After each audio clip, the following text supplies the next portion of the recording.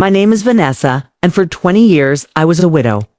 I buried my husband Marcus after the police found his car by the river. The driver's side door hanging open like a broken wing, the river silt coating the tires. They found his wallet on the riverbank. They dragged the water for days. They never found a body. They told me the current was strong, that these things happen. They called it a tragic accident. I believed them. I held a funeral for an empty box. I wore a black dress that felt like it was woven from lead. I accepted casseroles from neighbors whose eyes were full of a pity that felt like a brand. I paid off the debts we'd accumulated, our dreams for a future that had dissolved into river water.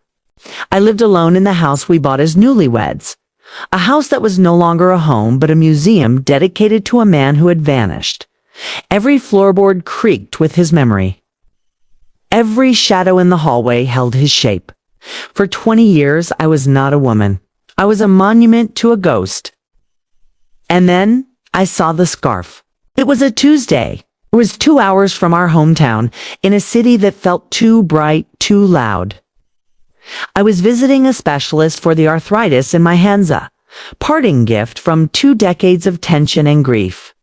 The appointment had been draining, and I'd stopped at a gourmet grocery store, a place full of vibrant, alien produce and people who moved with a purpose I'd long forgotten. I was looking at a display of pomegranates, their leathery skins a deep, bloody red, and I felt a profound, crushing loneliness. This was the life I'd been given. Doctor's appointments and errands in strange cities, punctuated by the silence of an empty house. I turned to leave, and that's when I saw it. A flash of cornflower blue, herringbone pattern I knew as well as the lines on my own palms. It was the scarf I'd knitted for Marcus for our 10th anniversary. Spent months on it, my fingers looping the soft merino wool, stitch by careful stitch. He'd said it was the warmest thing he owned. He was wearing it the last day I saw him. My heart didn't just skip a beat. It froze solid in my chest. It crystallized into a shard of ice. My breath caught in my throat. I followed the scarf up, and there he was. Marcus, 20 years older, his hair more silver than brown, the lines around his eyes deeper. But it was him. The way he hunched his shoulders slightly when he laughed. The small crescent-shaped scar above his left eyebrow from a childhood bicycle accident. He was pushing a cart, laughing with a woman with a sleek, expensive-looking dark bob. A teenage girl, all long limbs and a phone clutched in her hand, trailed behind them, looking bored. A perfect little family. They walked past me so close I could smell his colognes, something different from the sandalwood and citrus he used to wear. This was something sharper, more modern. He didn't see me. I was just another old woman in a supermarket. I was invisible. I stood there, rooted to the spot, a pomegranate feeling impossibly heavy in my hand. The world, for a moment, lost all sound. The cheerful store music, the chatter of shoppers, the beeping of scanners, it all faded into a high-pitched whine. The only thing real was the back of that man, my dead husband, walking away. I abandoned my basket. I followed them. I became a ghost, trailing my own past through the brightly lit aisles. I watched him pick out a loaf of sourdough bread. I watched the woman Sophia. I heard him say her name, select a bottle of olive oil with a careful, discerning eye. I watched the girl Zoe beg for a specific brand of sparkling water. They were so normal, so utterly, devastatingly mundane. This was their life. A life of grocery runs and simple decisions. A life I had been robbed of. I followed their car, a sensible silver SUV, to a quiet, tree-lined street. I watched them pull into the driveway of a beautiful craftsman-style home, painted a warm sage green with a deep porch. It was the kind of house we'd dreamed of one day owning. He got out, Liam Walker, that was the name I saw in the mailbox, and he put his arm around Sophia's waist. pulling her close for a moment as they walked to the front door. He kissed her temple. And in that moment, something inside me, something that had been frozen for 2 decades, did not thaw. It shattered. A cold, sharp rage began to grow in the hollow space where my grief had lived. It was a clean, precise emotion, so different from the messy, suffocating sorrow I had carried for so long. He wasn't dead. He had chosen this. He had left me in a living tomb while he built a new life in the sunshine. I drove the 2 hours home in a trance. The house was dark and silent when I entered. I went straight to the bedroom, to the old cedar chest at the foot of the bed. I opened it. The smell of cedar and memories washed over me. And there, folded neatly beneath his old sweaters, was the other half of the pair. A cornflower blue herringbone scarf, identical to the one I had just seen. I had knit them as a set. His and hers. I held the soft wool to my face, and for the first time in 20 years, I did not cry. I made a plan. The following week, I became a student of Liam Walker. My life, which had been an empty calendar, suddenly had a purpose. I told my few remaining friends I was taking a long trip to visit a non-existent cousin. I rented a small, anonymous sedan. I bought a pair of powerful binoculars. I became a fixture in a small park across the street from his perfect craftsman home. I learned their routines. Liam left for work at 7:45 a.m., dressed in crisp suits, a leather briefcase in hand. He was an accountant. Of course he was. Marcus had always been good with numbers. Sophia was a real estate agent. Her car, a sleek white sedan, had a bold decal on the door. She came and went at erratic hours, sometimes with clients in tow. And Zoe was 15. She had Marcus's smile, the same one that used to crinkle the corners of his eyes. She was on the junior varsity volleyball team. I went to one of her games, sitting high in the bleachers, a stranger in the crowd. She was fierce, athletic, shouting encouragement to her teammates. She had a life, a future, built on the bedrock of my obliterated past. I took pictures, dozens of them. With a long lens, I captured them mowing the lawn, washing the car, laughing on the porch swing. I compiled a photo album of a happiness that felt like a personal assault. Each image was a nail in the coffin of the man I thought I'd known. One evening, I saw them have a fight. Zoe stormed out of the house, slamming the front door, her face a thundercloud. Liam followed her out, his hands raised in a placating gesture. I was too far away to hear the words. But the body language was a universal language of parental frustration and teenage angst. Sophia came out and put a hand on Liam's arm, pulling him back inside. They were a team, a unit. And I was alone on a park bench in the growing dark, with a cold cup of coffee and a heart full of shrapnel. This wasn't just about his betrayal. It was about the minutia of the life he had chosen over me. It was about him teaching Zoe to parallel park in that wide, empty lot by the community center. His patience a stark contrast to the frantic, tear-filled lessons I'd had with my father.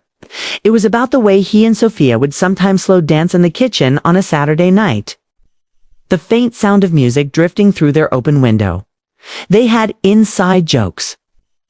They had a shared history of Christmases and birthdays and anniversaries that I knew nothing about. My rage began to curdle into something colder, more calculated. It wasn't enough to know. Knowledge was a poison, but it was a poison I was drinking alone. He was living in blissful ignorance, his conscience apparently clear. He had buried Marcus so thoroughly that he had become Liam, a man with no past, no debts, no grieving widow. I started digging into his new life. Public records were a treasure trove. Liam Walker had a social security number, a credit history that started about a year after Marcus's death. He had a mortgage on the Craftsman house. He paid his taxes on time. Was a flawless fabrication. He hadn't just run away, he had been systematically erased and recreated. The sheer audacity of it, the cold, meticulous planning, made my stomach turn. This wasn't a panicked decision. This was a long game. I thought about walking up to the door right then. I imagined the scene, Sophia's confused smile, Zoe's curious stare, and his face, the color draining away as his past walked into his present. But it felt too simple, too chaotic. A confrontation like that would be an emotional explosion, but the fallout would be unpredictable. He would have excuses. He would lie to them. He might even convince them I was a crazy woman. No, I needed him to be alone. I needed him to look into my eyes and see the 20 years of solitude. I needed him to understand the weight of the tombstone he had placed over my life. My opportunity came on a crisp autumn Saturday. Sophia's car was going to real estate open house, her online schedule said. Zoe was at a friend's house for a sleepover. The silver SUV was in the driveway. Liam was home alone. I saw him through the front window, moving around the living room. My hands were steady. Cold fury was my anchor. I got out of my car and walked across the street. The leaves crunched under my feet. With every step, I felt 20 years falling away, not in a wave of nostalgia, but in a sharp focus point of the present moment. I walked up the path to his porch. It was lined with cheerful purple mums. I reached the front door just as it opened. He was there fumbling with his keys, a recycling bin in his other hand. He was dressed in jeans and a faded university sweatshirt I didn't recognize. He was heading out to run an errand in his perfect, stolen life. He looked up, a polite, absent-minded smile, ready for a neighbor. It died on his lips. I didn't shout. I didn't cry. My voice was calm, a flat, still lake over a deep, cold abyss. "Marcus," I said. The keys slipped from his fingers, clattering on the welcome mat. The color drained from his face so completely he looked like a sepia photograph. His eyes, those familiar, warm brown eyes I had loved so deeply, widened in pure, undiluted terror. He was looking at a ghost. He was looking at the living embodiment of his own sin. "Vanessa," he breathed. It was less a word and more a gasp, the sound of a man who'd had the wind knocked out of him. "'Twas it, Liam." Sophia's voice, bright and curious, floated from somewhere inside the house. He didn't answer her. He couldn't. He was paralyzed, staring at me as if I'd risen from his own grave, and I spoke the words I had carried for 2 decades. They came out not as an accusation, but as a simple, devastating truth. "I mourned you," I said. My eyes locked on his. I held a funeral for an empty box. For a long moment, we just stood there. 2 statues on a picturesque porch, the gulf of 20 years between us. The sound of a lawnmower droned from a few houses down, a normal sound for a normal street. It was the soundtrack to his normal life, a life that was now cracking apart at the seams. "Liam, everything okay?" Sophia called again, her voice closer now. That broke his trance. It's fine, honey," he managed to call out, his voice strangled. "Just a salesman. I'll handle it." He said the word salesman like it was a code for the ghost of my first wife. He took a hurried step forward, pulling the door almost shut behind him, leaving just a crack. He was trying to contain me to keep his 2 worlds from colliding in his foyer. His eyes were pleading. "Vanessa, what? How are you here? How am I here?" I repeated, a bitter, disbelieving laugh escaping my lips. It was a dry, soundless thing. "I saw the scarf, Marcus. It's the one I made for you. You were always so sentimental." Or was it just arrogance? Did you think I'd never leave my little town? That I'd just wither away and die quietly so you could live in peace? "Please," he whispered, his hands held up, palms out. A gesture of surrender or of self-defense. "You don't understand. You have to let me explain." Explain. I felt the calm begin to fracture, a hot spike of pain pushing through the ice. "Explain what? Explain how your car ended up in the river. Explain how you managed to start a new life while I was selling our possessions to pay off the debt you left me with. Explain the empty grave I've been visiting for 20 years. He flinched as if I'd struck him. He looked over his shoulder, back into the house, his panic a palpable thing. "Not here, please. I can explain everything, but not here. Meet me, tomorrow. The park by the river. The one we used to go to. It's 10 o'clock. He was trying to control the situation to a place of his choosing, It's a place saturated with old memories where he might have an advantage. I saw the calculation in his eyes, the accountant weighing variables, but I also saw the raw fear. He had everything to lose. I had already lost everything. That made me powerful. Why would I ever go anywhere with you? I asked, my voice low and dangerous.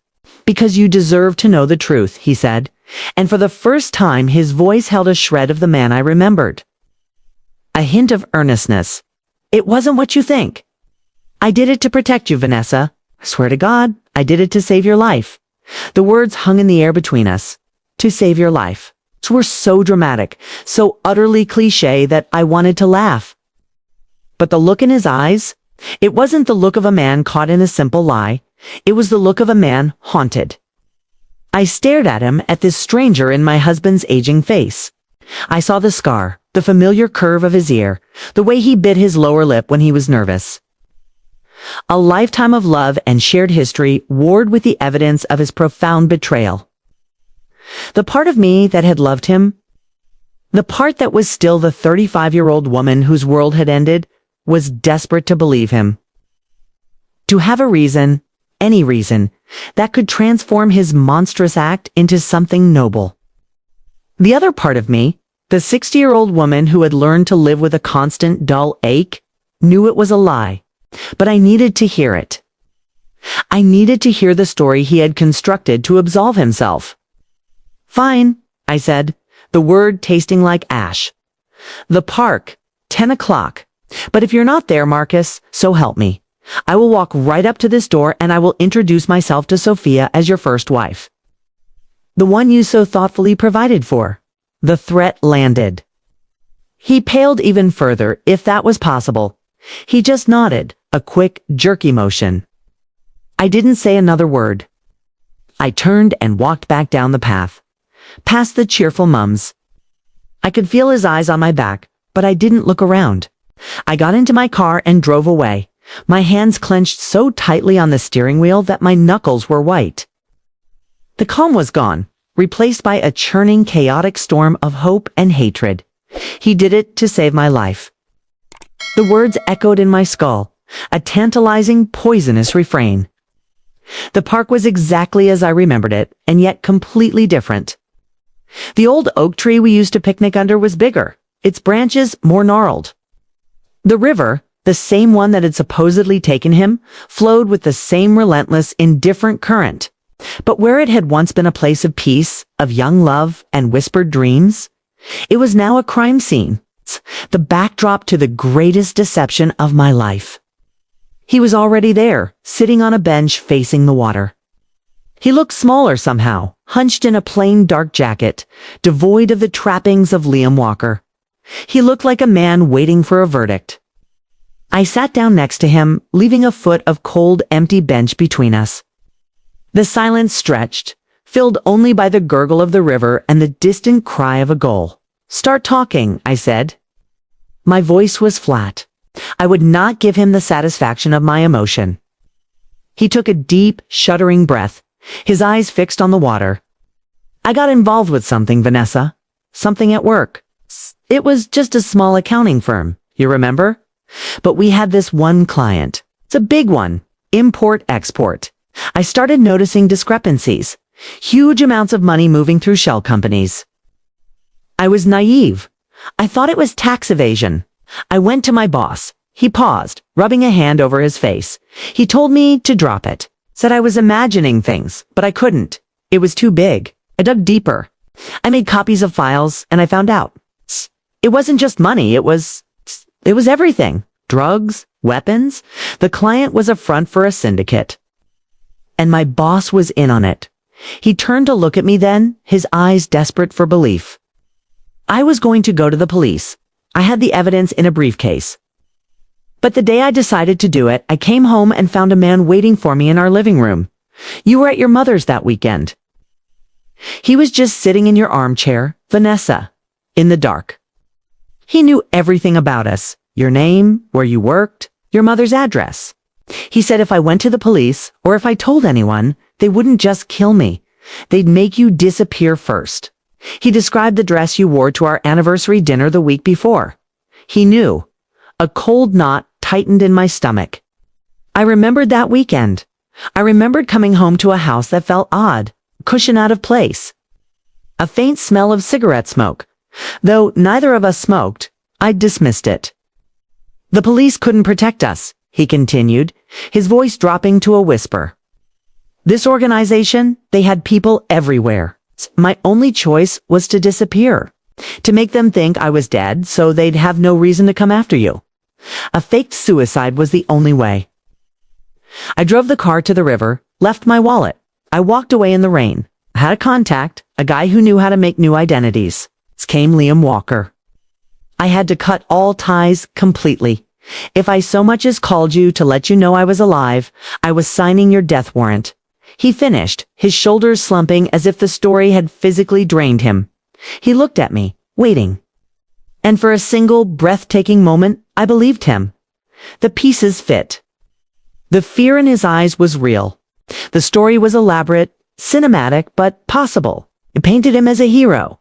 A tragic, self-sacrificing hero who had given up everything he loved to save the woman he loved. My heart, that foolish, hopeful muscle, strained against the cage of my ribs. All those years of pain, had they been born of a noble lie? Had my suffering been the price of my survival? The thought was a seductive poison. It offered absolution. It offered a version of Marcus I could still love. It would mean that the man I'd married wasn't a monster, but a martyr. I looked at him, at the tears welling in his eyes, and I saw the ghost of the man I had adored. The man who had held me when my father died. The man who had built bookshelves for me because I loved to read. The man who wanted to fill a house with children. And then I looked past him in my mind's eye. I saw the craftsman house. I saw Sophia arranging sunflowers in a vase. I saw Zoe's volleyball trophy on the mantel. I saw the day-to-day reality of his life as Liam.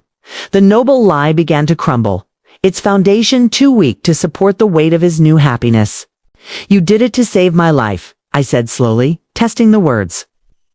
Yes, he whispered, a tear finally tracing a path down his cheek. God, Vanessa, you have to believe me.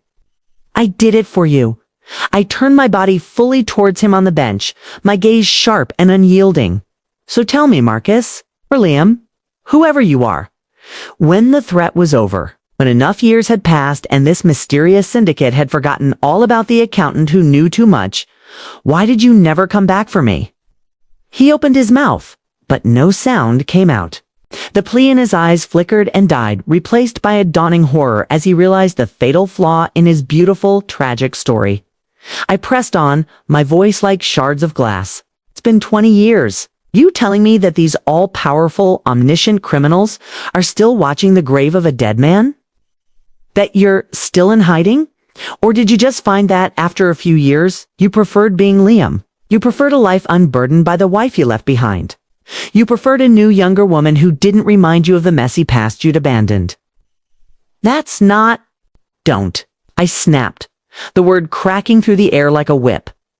Don't you dare insult me with another lie. If you didn't give me my life back, Marcus, you just took away all my reasons to live it. If you let me live in a tomb while you were building a new family in the sunshine. Thinking of me was a poor substitute for living with me, and you made that choice. Every single day for the last 20 years, you made that choice. I stood up, looking down at him. He was shattered.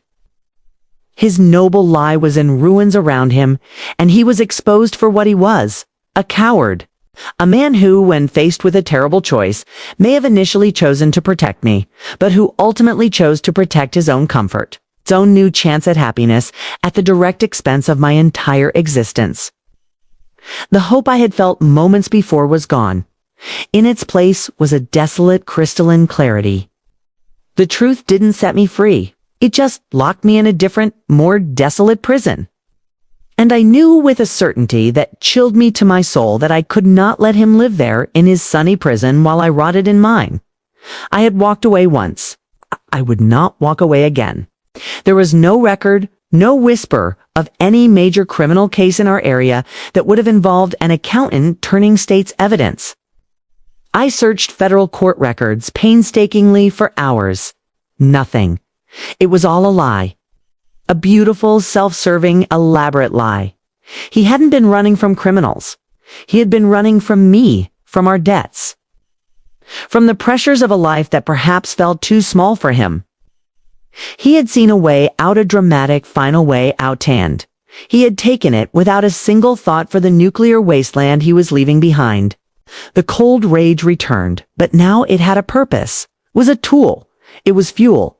I turned my attention to his new life. Liam Walker, CPA. His firm's website had a smiling photo of him. Trusted, dependable, discreet. The irony was so thick I could taste it. I looked up his business filings. He was a sole proprietor. He had a few employees. He was successful, but not wildly so. Comfortable? Then I looked at his family. Sophia Walker, nee Reed. Her real estate profile was full of glowing testimonials. Sophia found us our dream home. It was a shark in negotiations, but so sweet. That watch was the key. It was the thread that connected Marcus to Liam, and I knew exactly how to pull it. My plan was simple, but it required patience. I couldn't be the one to reveal the truth. The truth had to reveal itself. I had to become a playwright, and his life was to be the stage. I created a fake email address, something professional and anonymous. Then I composed a message. It was to a popular true crime podcast, one I knew Sophia listened to. I'd seen her tweet about it. The subject line was, "Case idea, the accountant who vanished." The email was a work of art. I presented the story of Marcus, not as a personal tragedy, but as an intriguing mystery. I gave just enough factual, verifiable detail. His name, the date he disappeared, the location of the car. The fact that no body was found. I mentioned he was a talented accountant with a small firm that went bankrupt shortly after. I posed the question, was it a suicide, an accident, or did he simply walk away? Then, I provided the kicker. I knew Marcus, I wrote. He was a good man. But he was also a man under immense financial strain. He was deeply in debt. He loved his wife, but the pressure was crushing him. I've often wondered if he saw a way out and took it. There's a rumor he was seen a few years later, living under a new name in a different state. He was wearing a very distinctive watch, a vintage Hamilton khaki field watch, a gift from his father. He never took it off. If anyone has seen a man matching his description with that watch, maybe the mystery can finally be solved. I attached 2 photos. One was our wedding photo, a clear picture of a young, smiling Marcus. The other was a cropped, zoomed-in photo from my recent surveillance. Showing Liam working in his garden, the Hamilton watch clearly visible on his wrist. I hit send. The waiting was the hardest part. Days turned into a week. I continued my surveillance, but from a greater distance now. I watched his house, a silent sentinel. I saw no change. Life went on. Mowing, laughing, living. And then, it happened. I was browsing through Sophia's public Instagram feed. She usually posted a few times a week. But that day, there was a flurry of activity. A series of posts from a real estate industry conference she was attending in another city. She was there for 3 days. Perfect. The next morning, I drove to my spot across from their house. Liam's SUV was gone. Stowe would be at school.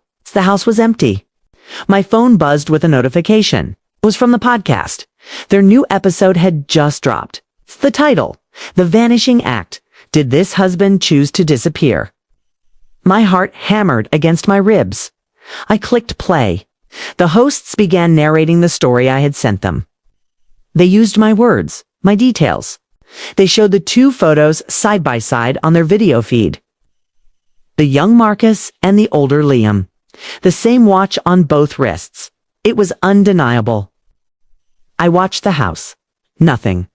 I listened to the rest of the podcast. They had done some of their own digging, confirming the bankruptcy of Hartley and Finch, the debts. They even managed to find an old colleague of Marcus's who said on tape, he was a great guy, but the money problems were eating him alive. He wasn't himself those last few months. It was all falling into place. A narrative of a man who cracked under pressure and fled, creating a new identity. A selfish, cruel act, not a noble one. I didn't have to wait long. Round 3 p.m., Liam's SUV screeched into the driveway, parking haphazardly. He burst out of the car and ran into the house, his phone clutched to his ear. He was panicked. The podcast had found him. A listener? A colleague? Maybe Sophia herself had heard it at her conference. However it happened, the seed was planted. About an hour later, Sophia's white sedan pulled up.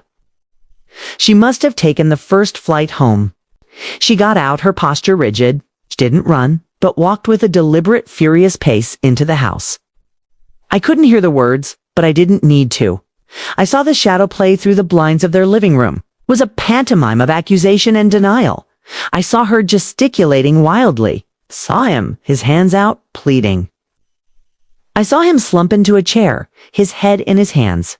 The truth was a bomb, and it had detonated right in the middle of their perfect living room.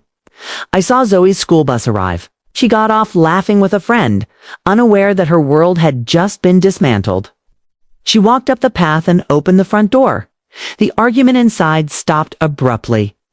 A different kind of silence descended. The silence of a shattered illusion. I started my car and drove away. I didn't need to see any more. The unraveling had begun, and it had its own momentum now. He was in the prison of his own making, and the walls were closing in. I had not confronted him with a scream, but with a whisper that had echoed across the internet and into the heart of his home. A week passed. The Craftsman house, which had always been a beacon of activity, grew still and dark. The porch light, usually a welcoming golden glow, remained off. The trash cans weren't put out on collection day. The perfect lawn began to look slightly unkempt. I didn't go back to the park across the street. My work as a watcher was done.